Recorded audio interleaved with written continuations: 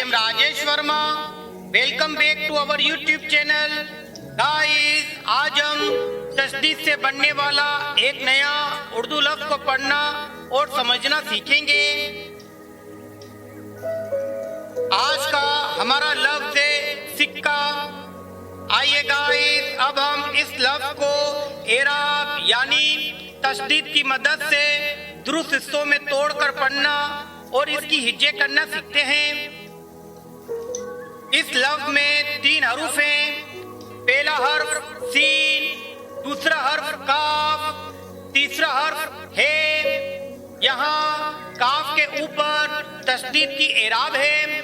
तशदीद के कायदे के मुताबिक तशदीद जिस हर्फ के ऊपर आती है उस हर्फ को 2 मर्तबा पढ़ा जाता है, यानी हर्फ काफ को अपने से पहले आए हुए हर्फ यानी सीन के साथ जोड़कर पढ़ा जाएगा और अपने बाद आने वाले हर्फ यानी हे के साथ जोड़कर पढ़ा जाएगा।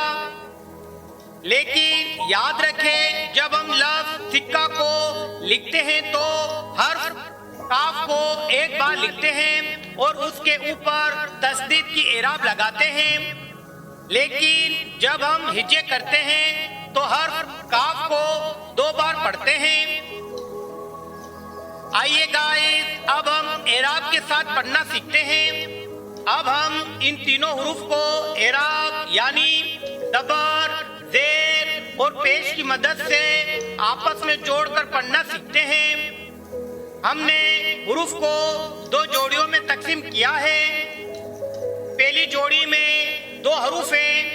पहला हर्फ सीन, दूसरा हर्फ काफ। इन 2 हुरूफ के नीचे ज़ेर की एराब है। हम इन 2 हुरूफ को ज़ेर की मदद से आपस में जोड़कर पढ़ेंगे।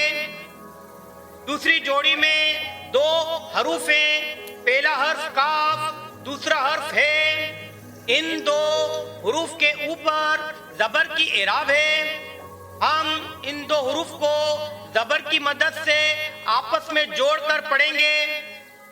जब हम दोनों आवाजों को जोड़ते हैं तो लफ्ज बनता है सीन काफ दे सिक, काफ है ज़बर का, सिक्का सिक्का। सीन काफ दे सिक, काफ है ज़बर का, सिक्का।